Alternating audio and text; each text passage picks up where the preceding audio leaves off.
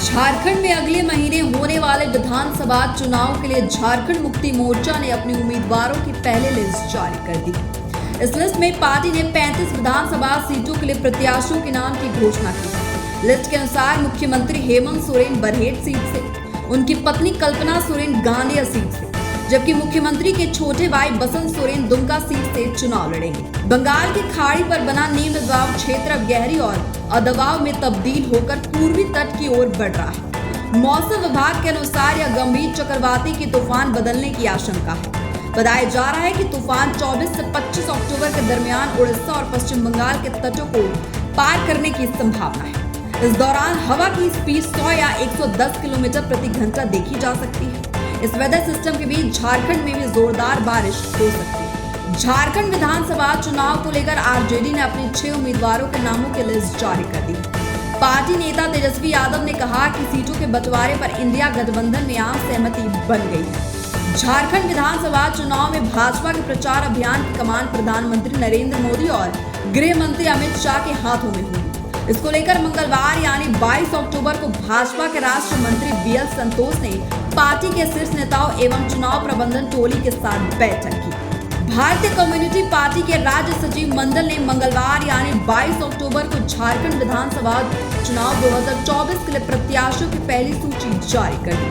फिलहाल 1 दर्जन प्रत्याशियों के नामों की घोषणा की गई है। राज्य सचिव महेंद्र पाठक मांडू विधानसभा से चुनाव लड़ेंगे। झारखंड विधानसभा चुनाव अब पूरी तरह से अपने चरम पर पहुंचने लगा। सूबे में एक तरफ जहां इंडिया गठबंधन में सीटों के बंटवारे को लेकर बैठक का दौर जारी है, वहीं दूसरी ओर एनडीए गठबंधन ने न सिर्फ सीटों का बंटवारा कर दिया है, बल्कि अब एनडीए के नेता लगातार प्रत्याशियों के पक्ष में प्रचार करने में जुट गए। इस कड़ी में बिहार के मुख्यमंत्री सीएम नीतीश कुमार झारखंड में जदयू और एनडीए प्रत्याशियों के पक्ष में चुनाव प्रचार करेंगे। जमशेदपुर पूर्वी विधानसभा सीट को लेकर भाजपा में भ्रम की स्थिति बनी हुई। टिकट को लेकर कई दावेदार मन ही मन उम्मीद पाले हुए थे, लेकिन उड़ीसा के राज्यपाल रघुवर दास की बहू पूर्णिमा दास साहू को जमशेदपुर पूर्वी विधानसभा सीट से टिकट मिलते ही पार्टी के अंदर हलचल सी मची हुई। टिकट मिलने की उम्मीद पाले शिवशंकर सिंह समेत कई और नेताओं ने बगावती तेवर अपना लिए। झारखंड के सीईओ रवि कुमार ने कहा कि विधानसभा चुनाव के पहले चरण के लिए अब तक 57 प्रत्याशियों ने नामांकन किया। दूसरे चरण की अधिसूचना जारी कर दी गई है। 38 विधानसभा क्षेत्रों के लिए 29 अक्टूबर तक नामांकन होंगे। पूर्व मंत्री राधा कृष्ण किशोर एक बार फिर कांग्रेस में शामिल हो गए। बीजेपी से टिकट नहीं मिलने से वे नाराज चल रहे थे। उन्होंने मंगलवार यानी 22 अक्टूबर को कांग्रेस भवन में पार्टी का दामन थाम लिया।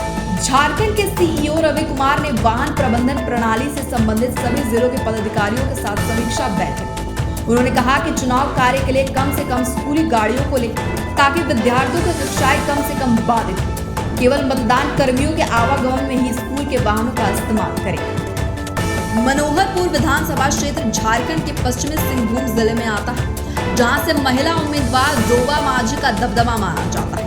मांझी इस क्षेत्र से 3 बार के विधायक हैं। इस क्षेत्र में कुल 2,19,281 मतदाता हैं। जयराम महतो की पार्टी जेएलकेएम ने झारखंड विधानसभा चुनाव को लेकर अपने प्रत्याशियों की 5वीं सूची जारी कर दी, जिसमें 9 उम्मीदवारों के नाम पर मुहर लगा है। इसकी अधिसूचना बुधवार यानी 23 अक्टूबर को जारी कर दी गई। बोकारो विधानसभा क्षेत्र राजनीतिक रूप से प्रदेश में अलग पहचान रखता है। इस क्षेत्र से कई विधायक मंत्री भी बने। बावजूद इसके अब तक किसी दल एवं प्रत्याशी ने इस विधानसभा सीट से जीत की हैट्रिक नहीं लगाई है। कोडरमा पुलिस ने बरही में होटल चलाने वाले लरिहादी पंचायत के वृंदा गांव निवासी सुखदेव रजक के घर सोमवार यानी 21 अक्टूबर को देर रात छापा मारा। नकद 1,07,10,320 रुपए और 58 ग्राम अफीम बरामद की है। झारखंड के मुख्यमंत्री हेमंत सोरेन मंगलवार को चांडिल के गंगूदी मैदान में झामू प्रत्याशी सविता महतो की जनसभा में विपक्ष पर जमकर बरसे। उन्होंने कहा कि बंटी बबली की जोड़ी झारखंड का विकास कर रही है।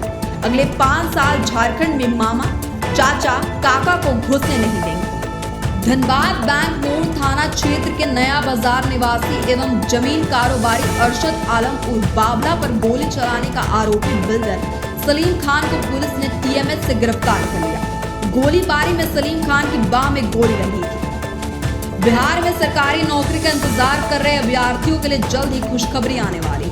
सरकार कई विभागों में बहाली लाने की तैयारी में जुट गई है। हजारों पदों पर यह बहाली अलग अलग विभागों में आएगी। कृषि विभाग में इस साल 1427 पदों पर बहाली हुई। चिराग पासवान ने कोटा के भीतर कोटा को लेकर सुप्रीम कोर्ट के फैसले के बाद विपक्ष के भारत बंद के आह्वान का भी समर्थन किया था। बीजेपी ने अब चिराग जैसे सहयोगियों के विरोध के बावजूद हरियाणा में नवगठित नायाब सिंह सैनी सरकार के साथ पहली मीटिंग में SC/ST के लिए सब कैटेगरी बनाकर उन जातियों को इसमें शामिल करने का फैसला किया है। भागलपुर शहर के बीचों बीच चल रहे साइबर फ्रॉड फिशिंग गिरोह का पर्दाफाश हुआ है। साइबर अपराध के विरुद्ध भागलपुर पुलिस की ओर से की गई यह अब तक की सबसे बड़ी कार्रवाई मानी जा रही है। मिली जानकारी के अनुसार मामले में एडवर्टाइजमेंट फॉर्म के नाम पर चलाए जा रहे कॉल सेंटर में पुलिस ने अब तक कुल 17 लड़कियों और 4 लड़कों को हिरासत में ले लिया है। बिहार में आज यानी 23 अक्टूबर को मौसम करवट लेने वाला है।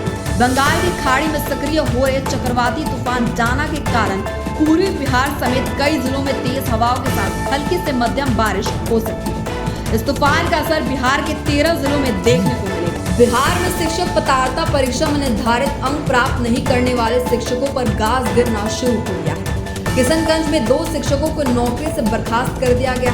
बताया जा रहा है कि सीटेट की परीक्षा में इन शिक्षकों को 60% से कम अंक थे और दोनों दूसरे राज्य के निवासी हैं।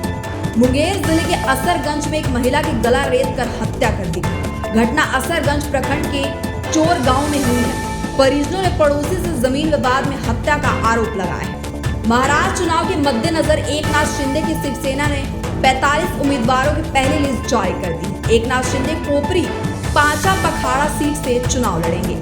महाराष्ट्र चुनाव से पहले सीट शेयरिंग को लेकर कांग्रेस, एनसीपी और शिवसेना के उद्धव गुट के बीच चली आ रही रस्साकसी थम गई है। सिर्फ 4-5 सीटों पर ही पेच फंसा हुआ है जो आज यानी 23 अक्टूबर को क्लियर हो जाएगा।